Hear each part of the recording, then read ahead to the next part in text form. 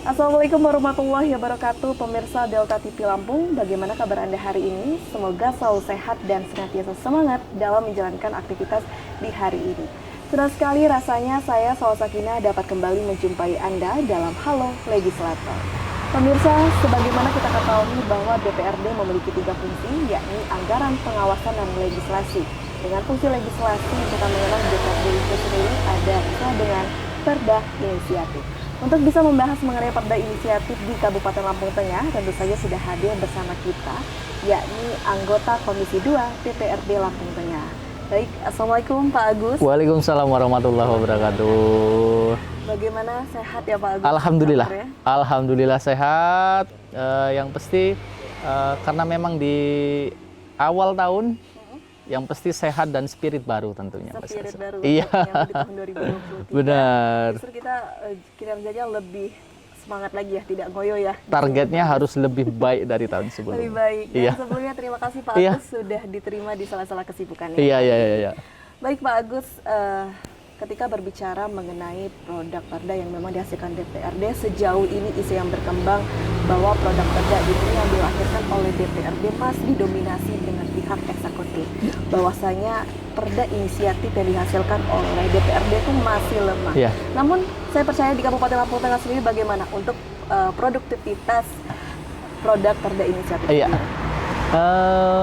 Jadi di pemerintah Kabupaten Lampung Tengah, saya berbicara terhadap kinerja Bapemperda yang saya pimpin kemarin selama 1 tahun. Sedikit kami sampaikan juga Mbak Salsa, dari awal periode saya di 2019 sampai dengan sekarang 2023 di awal, itu baru pertama kali di masa kepemimpinan Bapemperda menciptakan inisiatif Raperda Bapemperda.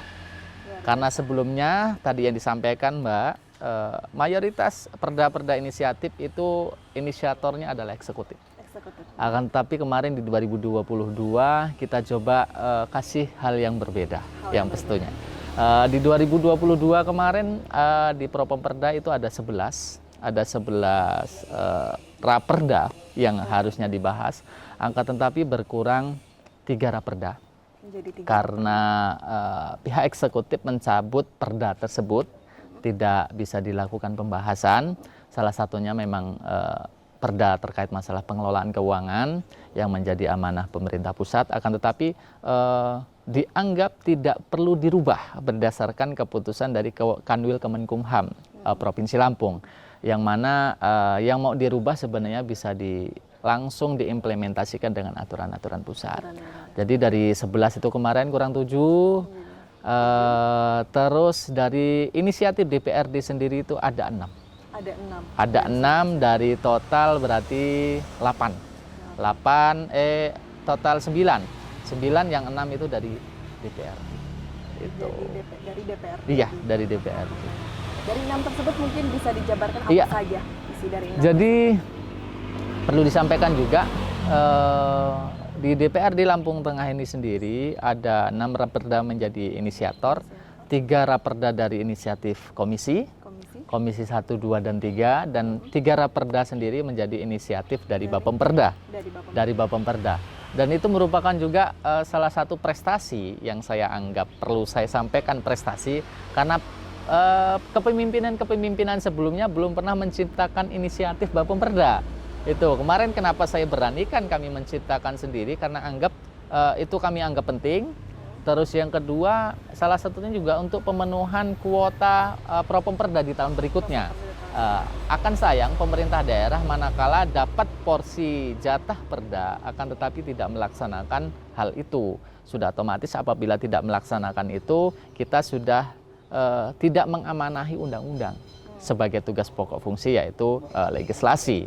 Tuh, dari 6 raperda itu sendiri, perda komisi 1, 2, 3 itu bisa diselesaikan, tidak ada masalah terkait masalah perda UKP di komisi 1, komisi 2 terkait masalah perlindungan pengembangan terhadap usaha mikro dan koperasi, dan komisi 3 itu terkait masalah pengelolaan sampah. Nggak ada masalah kemarin. Di Desember alhamdulillah paripurna, dan 3 raperda inisiatif Bapemperda. terkait masalah penanggulangan dan pencegahan pemukiman kumuh. Satu terkait masalah adminduk. Jadi perda itu kami buat karena memang yang menjadi acuan dasar pemerintah Kabupaten Lampung Tengah itu perda yang ada sudah saya anggap usang. Itu sekitaran tahun 2012. Yang mana aturan-aturan di perda itu sudah berbanding terbalik dengan kebijakan yang ada sekarang terkait masalah adminduk itu. Terus terkait masalah perda terakhir dari inisiatif Bapem itu terkait masalah pengaturan dan pengelolaan pasar rakyat, toko swalayan dan pusat perbelanjaan. Akan tetapi dari paripurna kemarin itu belum bisa disahkan terkait perda itu karena memang dianggap dari anggota-anggota DPRD perlu pembahasan lebih lanjut. Iya. Perlu pembahasan lebih lanjut sehingganya dari raperda yang kemarin dibahas oleh Bapemperda beserta tim itu belum bisa diteruskan. Akan tetapi kami sudah berkomitmen, sudah bertanggung jawab terhadap kinerja kami. Manakala itu harus kami teruskan, insya Allah akan langsung kami teruskan supaya itu menjadi dasar pemerintah daerah dalam melakukan pengelolaan dan penataan pengawasan terhadap investasi yang berkaitan dengan pusat perbelanjaan dan toko swalayan. Luar biasa. Jadi bisa disimpulkan secara keseluruhan dari 6, baik dari komisi atau Bapemperda, berapa yang sudah disahkan hingga saat ini? Hingga saat ini dari eksekutif 4, dari DPRD 6. 10 raperda. 10 raperda. Yang sudah menjadi perda di 2022. Di tahun 2022. Iya. Itu merupakan suatu prestasi yang luar biasa ya. Iya. Pak? Bisa dikatakan bahwa di Kabupaten Lampung Tengah ini berarti produktivitasnya tuh luar biasa kinerja dari para DPRD Iya. dan teman-teman eksekutif. Namun pasti kita dan pemirsa di rumah pun ingin tahu sebenarnya proses pemilihan seleksi itu bagaimana di DPRD Kabupaten Lampung Tengah akhirnya tercetuskan untuk mengajukan perda tersebut. Iya. Jadi sedikit kami sampaikan terkait pengambilan judul raperda itu sendiri bukan hal yang mudah ternyata, Mbak. Kami di Bapemperda dengan aspirasi yang dibawa dari komisi itu bolak-balik ke Biro Hukum itu sampai 6 kali. Sampai 6 kali. Masalahnya begini, sekarang dengan kebijakan pemerintah pusat supaya bisa memberikan aturan yang bisa langsung bermanfaat tentunya untuk pemerintah dan masyarakat, itu harus mengacu aturan yang lebih tinggi. Itu yang menjadi hierarki aturan sebenarnya. Nah, kemarin sempat mengajukan beberapa usulan judul perda, akan tetapi karena dianggap ini tidak urgensi dan dianggap tidak terlalu sinkronasi dengan aturan pusat itu nyambung, jadi sedikitnya kecewanya begini, kami kemarin di Bapemperda, kita mempunyai Undang-Undang 23 terkait masalah otonom daerah.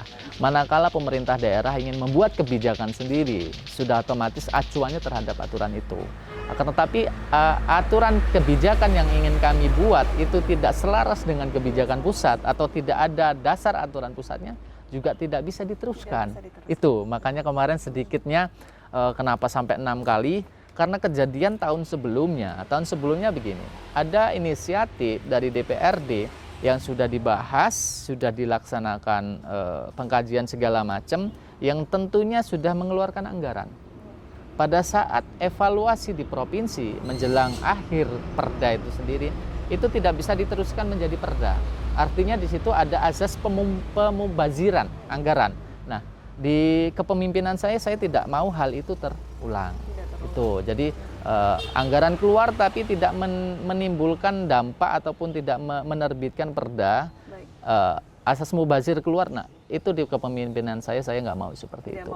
Iya, makanya kemarin bolak-balik ke Biro Hukum Provinsi selaku perwakilan dari Kementerian Dalam Negeri supaya bisa menimbulkan judul perda yang kemungkinan bisa diteruskan untuk perda dan yang pastinya memberikan manfaat untuk masyarakat Lampung Tengah tercinta. Jadi disitulah salah satu tantangan yang benar ketika tidak selaras dengan peraturan yang ada.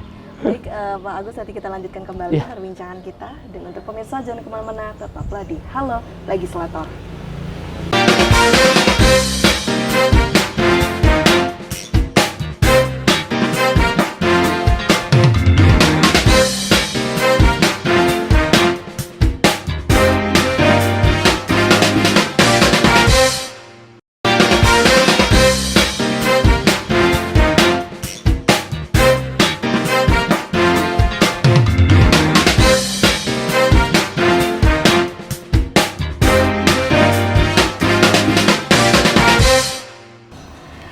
kasih pemirsa, Anda kembali menyaksikan Halo Legislator.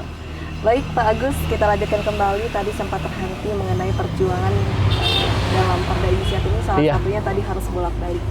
Namun selain itu, bagaimana untuk menentukan bahwa perda inilah, hal inilah yang urgent untuk segera disahkan? Dari segala kompleks yang ada, kita tahu bahwa Kabupaten Lampung Tengah begitu luas ya wilayahnya, benar. Sektor yang beragam. Kemarin setelah kami berjuang dengan judul perda, alhamdulillah sudah disepakati dan di-ACC oleh pemerintah provinsi terkait masalah 6 judul raperda inisiatif DPRD. Tentunya juga pembahasan kita laksanakan, Mbak. Dan yang pasti, kenapa kami ngambil judul itu? Karena kami berharap dari hasil perda yang diciptakan itu memberikan dampak positif untuk masyarakat kami Lampung Tengah tentunya. Pertama terkait masalah pengaturan perlindungan terhadap usaha mikro dan koperasi. Kita mengingat di Lampung Tengah ini juga termasuk salah satu daerah yang terdapat usaha koperasi yang bisa dijadikan menjadi landing samplingnya pusat. Itu ada yang namanya, saya sebutkan di situ BMT Asafi ya, dengan investasinya yang di dalam dan anggotanya yang luar biasa. Terus selain itu juga ada yang namanya UKP, itu Komisi 1. Obrolan kami itu dari UKP itu sendiri bisa berharap di situ supaya terkait masalah pelaksanaan pelayanan kesehatan di tingkat bawah itu bisa berjalan maksimal, dan yang pasti kami juga memberikan kemudahan bagi para pelaku UKP dalam hal ini profesi, agar mereka di dalam melaksanakan tugasnya tidak was-was dengan legal standingnya mereka. Jadi kami menciptakan aturan itu supaya mereka di dalam mengurus legalitasnya itu sendiri tidak perlu jauh-jauh ke kabupaten. Cukup dengan via aplikasi yang sudah disediakan, legalnya keluar. Itu. Terus terkait masalah pengelolaan sampah, di Lampung Tengah ini pengaturan spesifik itu terkait masalah sampah spesifik, yang mana dari Lampung Tengah menimbulkan sampah spesifik, akan tetapi pengolahannya bukan di Lampung Tengah. Tuh. Jadi kami memberikan aturan itu supaya nanti kita bisa koordinasi nih dengan para pelaku pengolah sampah spesifik, dalam hal ini contohnya sampah B3.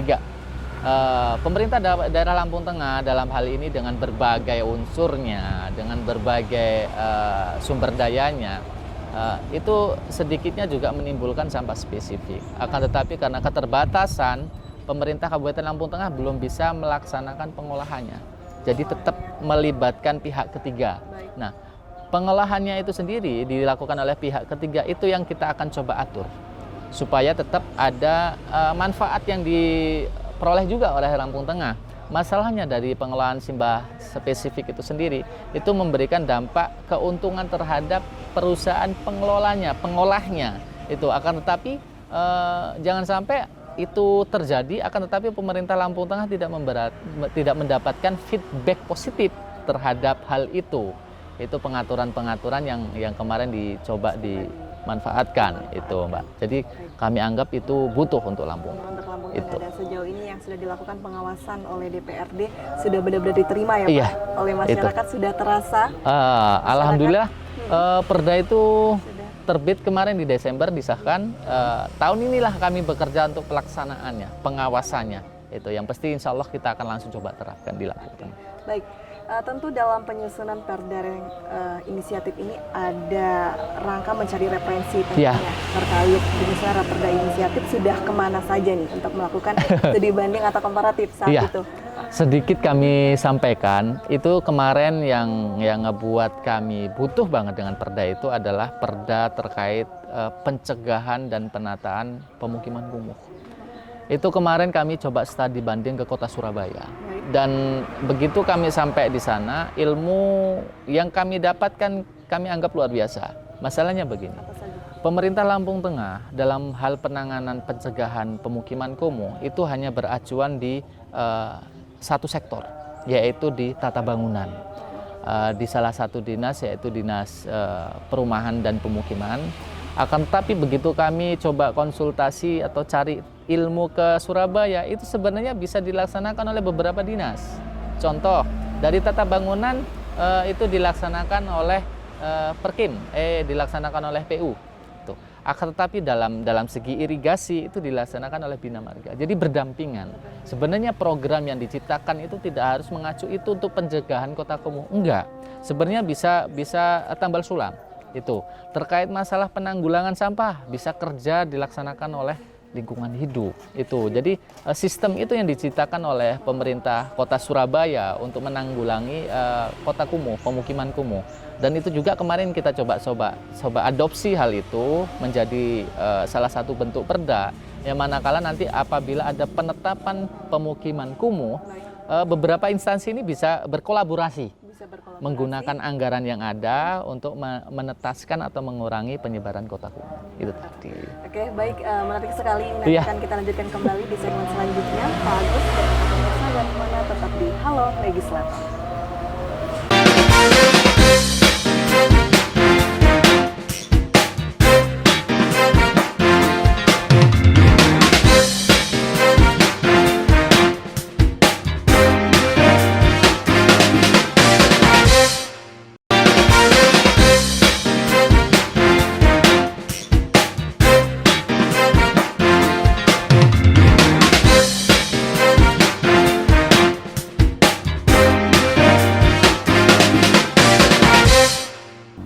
Terima kasih pemirsa, Anda kembali menyaksikan Halo Legislator. Baik Pak Agus, tadi kita sempat terhenti cerita tentang studi banding ke Surabaya ya. Namun ada tidak nih Pak, ada feedback yang diberikan juga dari DPRD Lampung Tengah untuk Surabaya, mungkin ini bisa menonjolkan keunggulan produk dari Lampung Tengah. Jadi kemarin sepulang dari sana, kami kan adakan rapat kerja di kantor, yang pastinya kami berharap itu bisa diterapkan juga di Lampung Tengah. Pertama, terus yang kedua juga harapan kami SK yang ada, karena penetapan pemukiman atau perumahan kumuh itu dengan SK Bupati, ada perubahan terkait masalah SK itu sendiri. Mengingat begini, itu kan mengacu terhadap kota. Kita belum menyentuh daerah pinggiran Lampung Tengah. Kayak saya contohkan, itu ada di Kecamatan Bandar Surabaya, ada satu nama kampung cabang. Itu mayoritas kampung itu berada di rawa dan di atas air karena di pinggiran bantaran sungai. Nah, itu juga menjadi aspirasi saya supaya itu bisa ditetapkan juga menjadi pemukiman kumuh. Kenapa? Harapan kami yang sudah apabila itu menjadi salah satu wilayah yang bisa ditetapkan di pemukiman kumuh, itu ada penanganan khusus. Jadi ada tindak lanjut dari SK itu sendiri yang berimbas ke anggaran yang bisa diturunkan terhadap daerah yang sudah ditetapkan bahwa daerah itu menjadi kawasan pemukiman kumuh. Itu mulai dari penentasannya, paling enggak begitu program itu diturunkan, daerah tersebut sedikit lebih baik. Bisa syukur-syukur hilang dari keputusan Bupati bahwa lokasi itu merupakan lokasi pemukiman kumuh. Manakala itu terjadi kan sudah otomatis daerah itu ada pembangunan dari APBD. Itu yang kemarin kami coba komunikasikan. Akan tetapi SK itu sendiri evaluasinya itu minimal 5 tahun sekali. SK itu kemarin terjadi di 2020, mungkin nanti di 2024 kita sudah coba bahas terkait masalah itu. Luar biasa sekali, jadi memang sudah ada tidak hanya kalau bisa berpikir bahwa hanya jalan-jalan saja tidak. Iya, enggak. Kerja nyata yang dilakukan Kita saat kerjanya. itu ya. Iya. Kemudian bagaimana untuk di tahun 2023 ini mengenai raperda yang diajukan? Iya. Agus. Sementara di 2023 kemarin kami di Bapemperda itu baru mengajukan 7 ranperda yang tentunya itu merupakan inisiatif dari DPRD sama eksekutif. Akan tetapi DPRD-nya sendiri ada berapa? Sementara baru satu. Baru satu raperda, mengingat kemarin memang diimbangi dengan kegiatan teman-teman.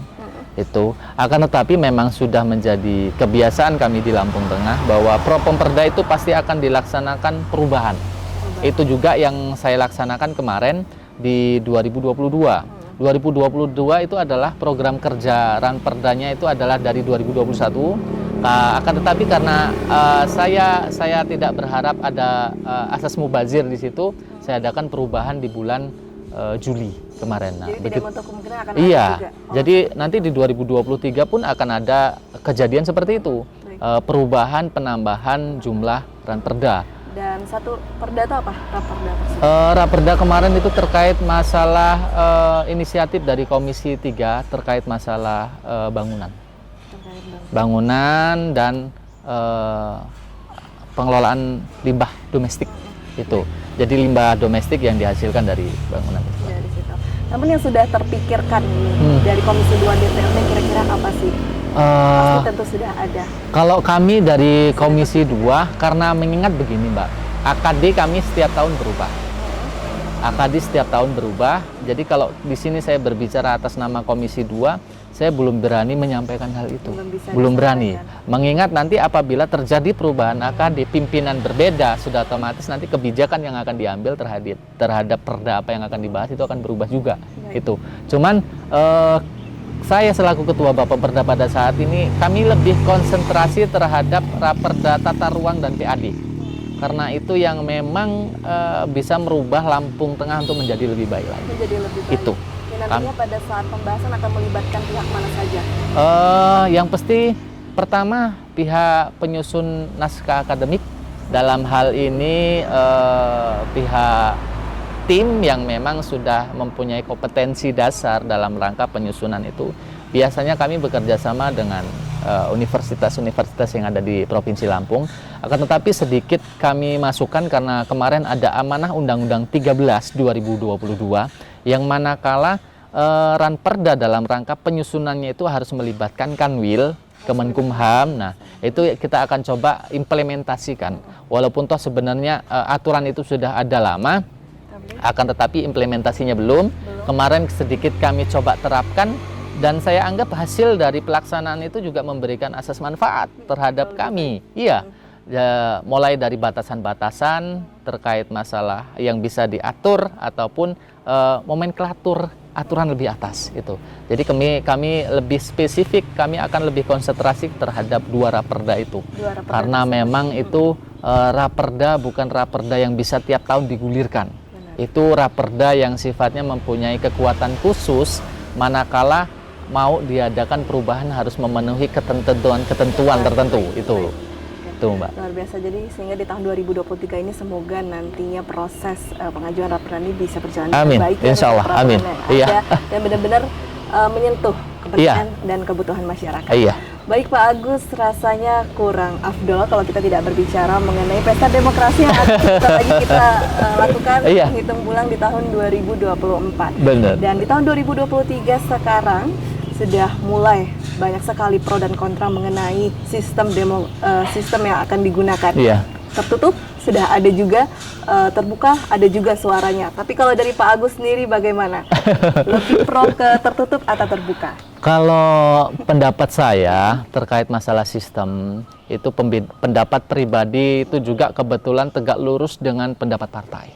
Yang mana saya lebih cenderung ke pemilihan sistem terbuka. Karena dengan sistem terbuka itu tidak membatasi kemampuan seseorang dalam rangka ingin menjadi wakil rakyat. Apabila itu terjadi sistem tertutup, itu kan kewenangan penunjukan wakilnya nanti ada di partai. Ada di partai semuanya. Akan tetapi apabila itu terjadi sistem terbuka untuk calon-calon yang memang mungkin baru bergabung dengan partai, itu mempunyai peluang. Manakala yang bersangkutan disukai dan dianggap rakyat mampu mewakili mereka, mendapatkan perolehan suara yang bagus, insya Allah akan jadi. Akan tetapi manakala itu sistem tertutup diterapkan, hal itu akan hilang, gitu. Karena kebijakan mutlak di partai. Itu. Yang ditakutkan apa nih Pak? Kalau kita melihat benar-benar terjadi sistem tertutup, apa nih kalau dari perspektif Pak Agus yang akan terjadi di Indonesia? Kalau saya lebih memberikan pendapat apabila sistem tertutup itu diterapkan, asas demokrasi itu akan menurun. Itu. Yang mana asas demokrasi itu sendiri kan memberikan hak yang sama kepada siapapun, baik dari pemilih ataupun dari calon. Itu apabila tertutup itu ditekan, hal itu akan berkurang itu. Sistem demokrasi akan berkurang dan yang pasti memang benar apa yang ditakutkan partai pengusung sistem tertutup itu. Karena memang kejadian sekarang, contohnya saya pada saat mencalonkan diri bukan merupakan salah satu kader partai, bukan. Bisa dibilang simpatisan, mendaftarkan dan alhamdulillah memperoleh suara terbanyak di daerah dapil saya di dalam satu partai, makanya saya mendapatkan porsi di DPRD. Akan tetapi saya contohkan terhadap diri saya, apabila itu sistem tertutup, sudah otomatis partai akan memilih kader terbaiknya, bukan calon peroleh suara terbanyak. Yang notabene apabila calon itu memperoleh suara terbanyak, sudah otomatis calon itu dicintai dan disayangi masyarakat dan dianggap mampu mewakili masyarakat. Itu kenapa saya tetap berharap sistem terbuka itulah yang diterapkan di Indonesia. Itu.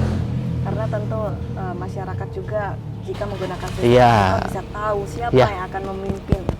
Orang terkadang gini, Mbak, calon baru yang disayangi masyarakat itu kadang belum tentu kualitasnya, apalagi calon yang memang penetapannya hanya di partai. Baik. Itu walaupun secara prerogatif partai memiliki kekuatan khusus untuk mengatur calonnya itu tadi. Cuman balik lagi, ya namanya manusia itu, hal yang mendasar manusia ingin berbuat adalah tuntutan kebutuhan. Itu. Manakala dia berbicara atas nama partai, partailah yang mengawasi. Akan tetapi manakala dia berbicara atas nama masyarakat, masyarakat luas itu yang harus menjadi prioritasnya. Gitu. Semoga suara-suara kita semua dapat terdengar. Amin, amin, amin, amin. Baik Pak Agus, tidak terasa sudah di penghujung acara. Mungkin sekiranya bisa diberikan closing statement untuk pemirsa di rumah. Kira-kira apa Iya. yang ingin disampaikan?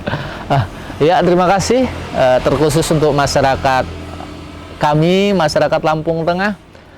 Pesan saya di era demokrasi ini nanti, gunakan hati nurani di dalam menentukan calon pemimpin, calon yang mewakili, sehingganya bisa memberikan dampak positif untuk kita yang memilih.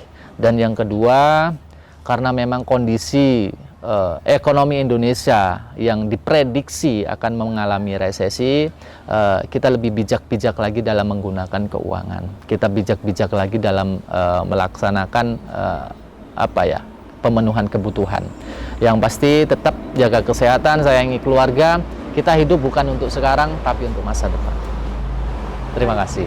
Ada tagline-nya di tahun 2023 untuk spirit baru? Tetap kita ambil tagline, jangan lupa bahagia. Jangan lupa bahagia. Baik, terima kasih Pak Agus atas kesempatannya. Semoga sukses dan sehat Amin, selalu Pak. amin, amin, amin, amin, amin. Dan tak lupa saya ucapkan terima kasih juga untuk pemirsa yang ada di rumah. Kita doakan semoga di tahun 2023 ini DPRD di Kabupaten Lampung Tengah dapat terus selalu berupaya memaksimalkan peran Perda, sehingga bisa menghasilkan produk hukum yang bisa menyentuh kepentingan masyarakat dan pembangunan di Kabupaten Lampung Tengah. Saya Salsakinah, wakil kru yang bertugas hari ini pamit undur diri. Wassalamualaikum warahmatullahi wabarakatuh. Waalaikumsalam Sampai jumpa. warahmatullahi wabarakatuh.